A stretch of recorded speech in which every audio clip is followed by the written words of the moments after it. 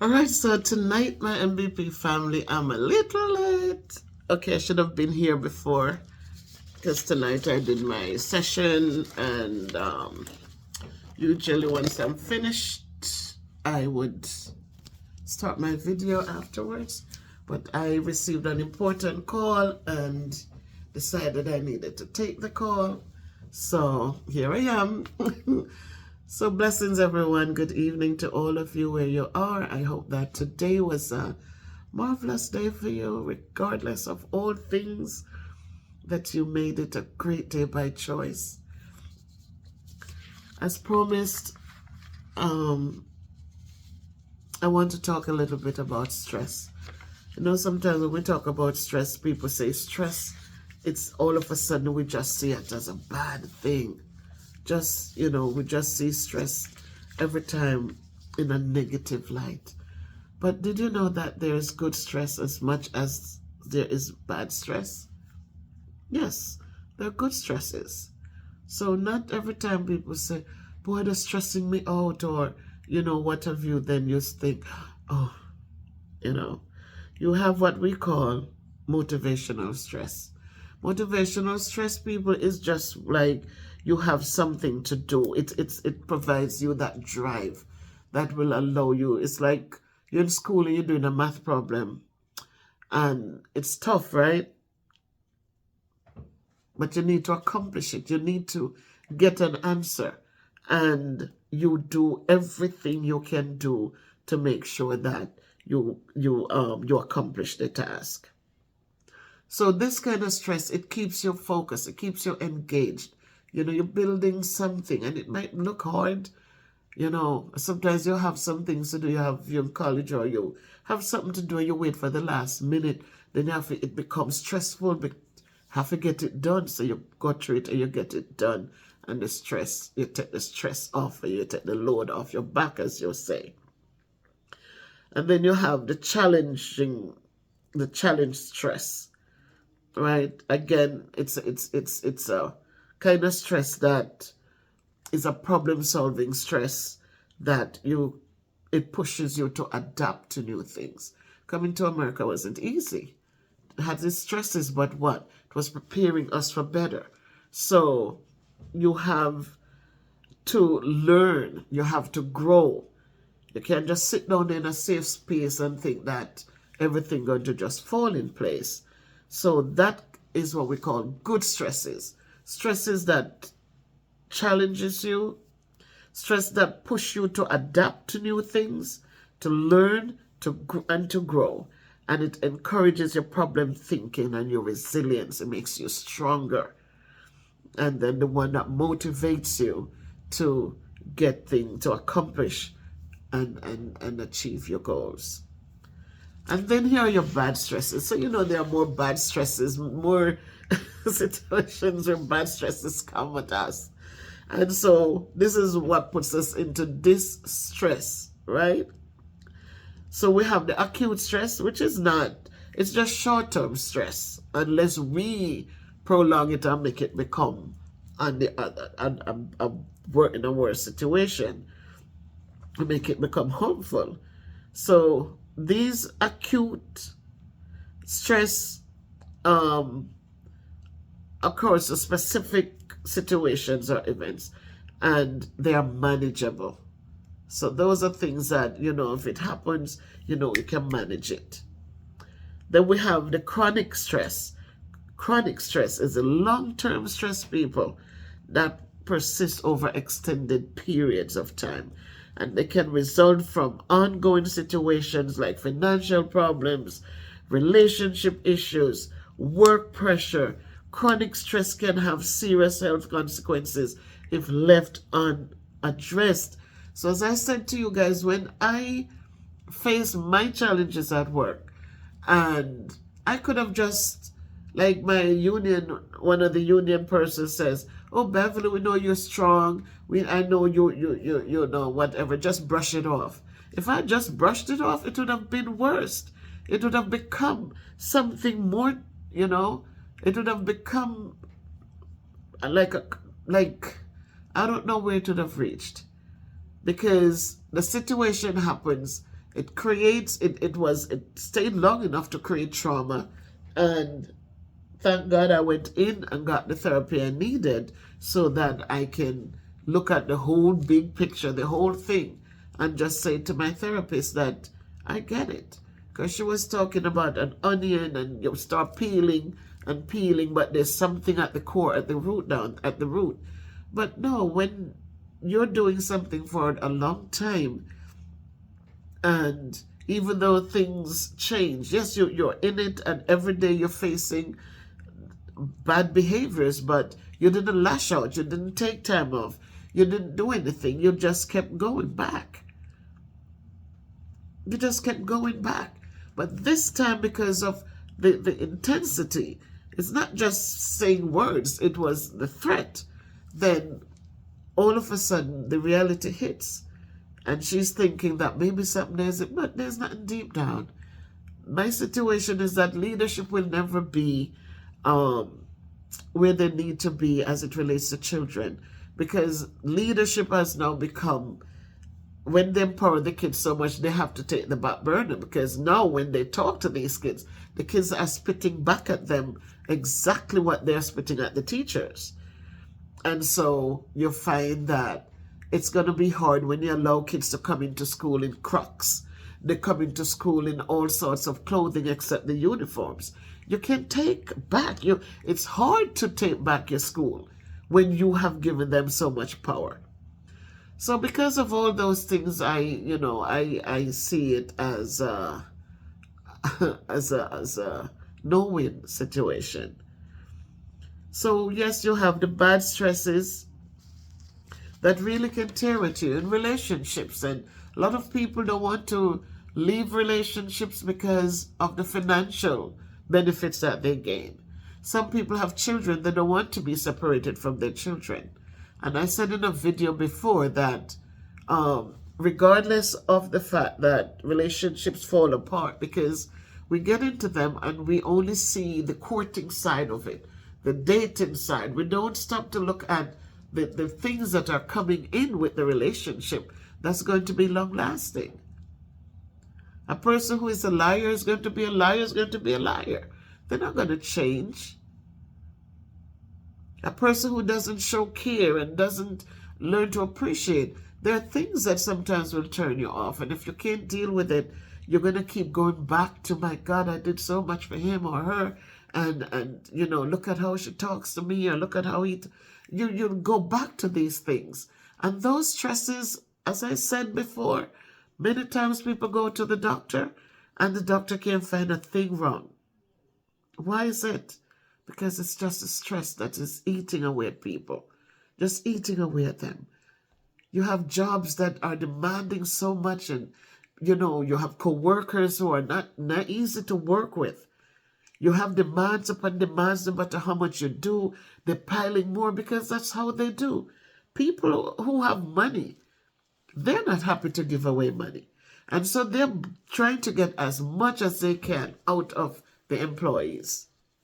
And so you go in day after day, and I will say this to people, sometimes you go in and I got this, oh, this is easy peasy.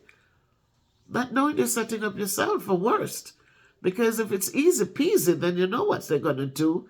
They're going to pile on some more. And all of a sudden, what was easy peasy now becomes a burden on you. And so,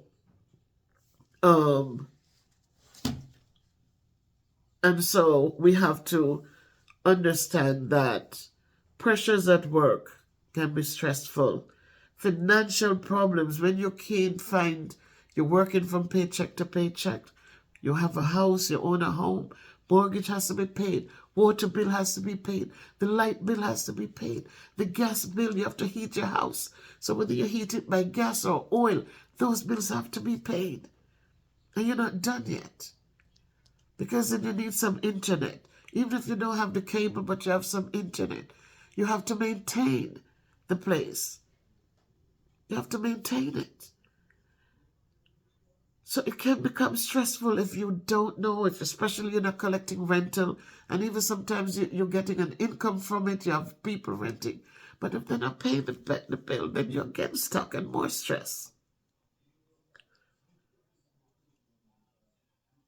And so all of these stresses piled on, they will lead to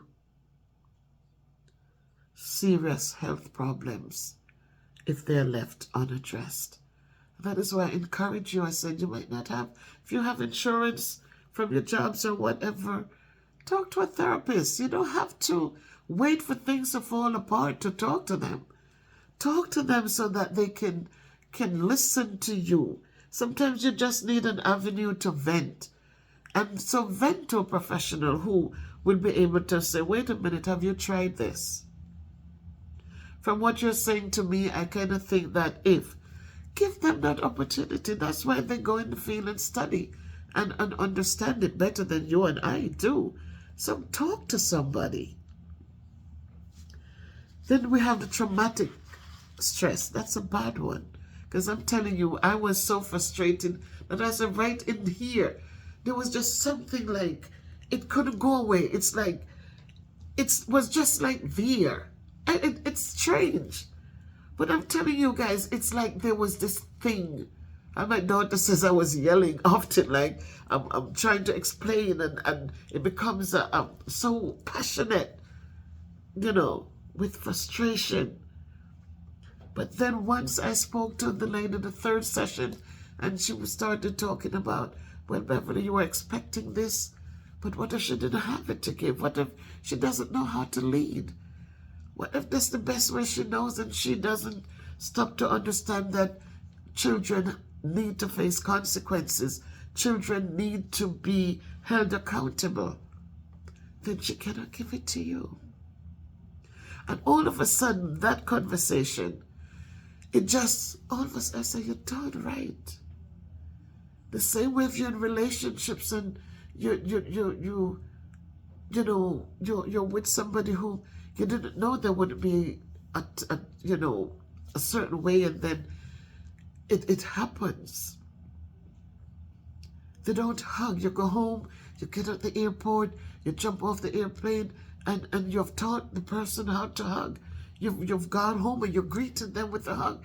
But then you go home and they see you and they're just taking up the suitcase and they go into the car. And no hugs, no like I'm happy to see you. They don't show emotions. And sometimes you want to say, what the heck? But you realize that if they don't know how, then they can't give it. And even when they start learning that it's a part of something that is beautiful, then they might be shy or, but eventually they come around and they do. Once you start teaching it to them and teaching it, you practicing it, you doing it. And so they start learning. But people who were not hugged in their early years, or people who were not kissed, who were not appreciated too much, then they don't know how to give those kinds of good things. And so we talk about the traumatic stress, and that stems from exposure to traumatic events such as accidents, such as violence, kids who see people getting shot or hurt. It can create trauma, any kind of violence, natural disasters. You watch people washed away. You watch huge floodwaters surrounding you. You have no way out. You watch hurricanes come, blow down houses, blow out windows, create such harsh situations. You watch tornadoes come and sweep off a whole community. From where there were, roofs are gone. Cars are picked up and thrown in places. And people who watch these things, and it creates the stress on them, it creates this trauma. And if they sit there with that, it eats away at them. They consistently revisit it and it eats away at them. And they can't get over it, and it keeps eating at them. It eats at them until their whole system gets broken down.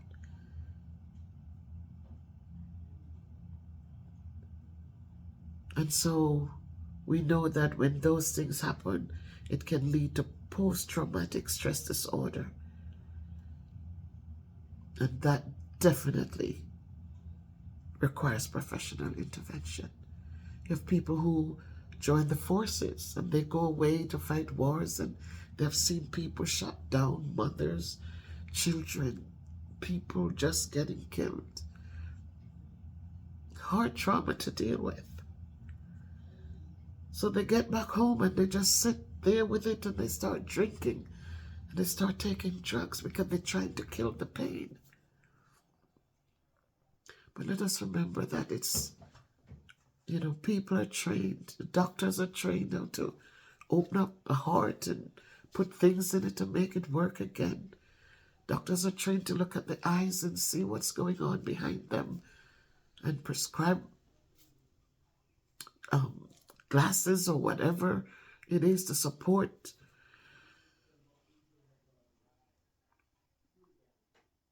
And then you have the teachers who are trained to teach and to look at data and to work with children, to help them build. And the nurses are trained to do what they do. And so everybody has their little niche. And so please remember that when you go through stress, and stress has become too much, that you should need some get professional help. Don't sit down and every day you argue about the same thing, because it's so stressful and it creates such that only thing you're doing is lashing out, because then you hurt your family. You drive away people from around you. But you talk to somebody and they help you to understand it, and so you can go forward in a healthier way. We have the psychological stress, which occurs when the body undergoes physical strain or exertion due to factors like illness, injury, or lack of sleep. If you ever not sleep one night, you get up for work and you didn't get enough hours of sleep, you get up and go to work and all day you feel out of sorts. Out of sorts, your body is like, it's not a good feeling. Get your rest. Get your rest. When this thing happens, I couldn't sleep. I was up, and after that, I couldn't go back to sleep. And thank God for now, I am able to sleep. And even if I wake up because I have the day, I can sleep later in the day, then I'm getting my sleep in. Because sleep is important, guy.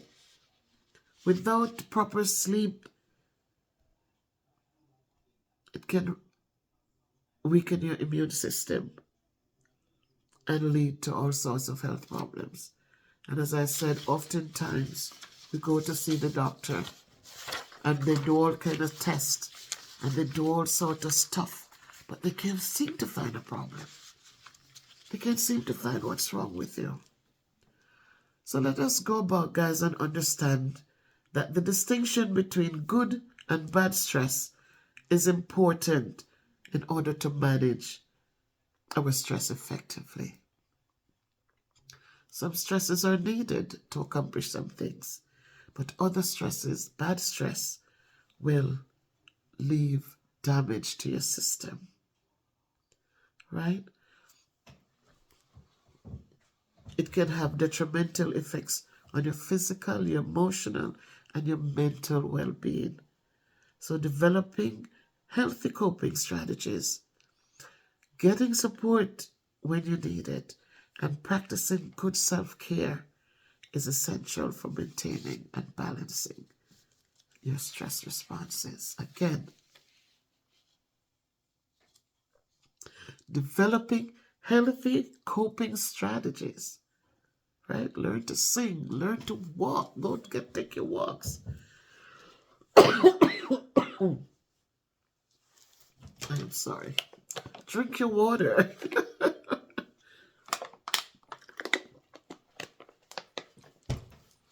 right? Go to church, have a relationship with God. Have great friends around you. Friends who will sometimes listen to you, take turns listening and to each other and helping you, to encourage you, right? Seeking support when needed. Always seek support. I always say never struggle alone. A lot of times you're going through things in your marriage and it's not easy, but you sit and you take it. You cannot give from an empty cup. You cannot give to others what you do not have to give. If you are stressed out so much, it's hard for you to show love and care and be considerate and understanding to others.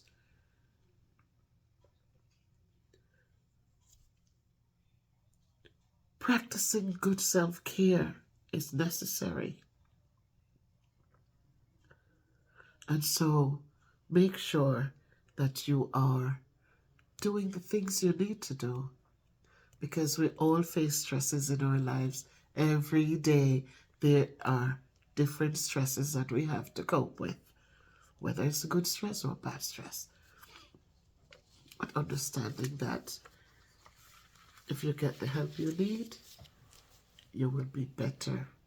You'll be stronger and better. So be good to yourselves, guys. Be good to yourselves.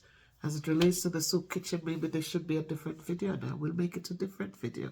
Take good care of yourself. Love to all of you.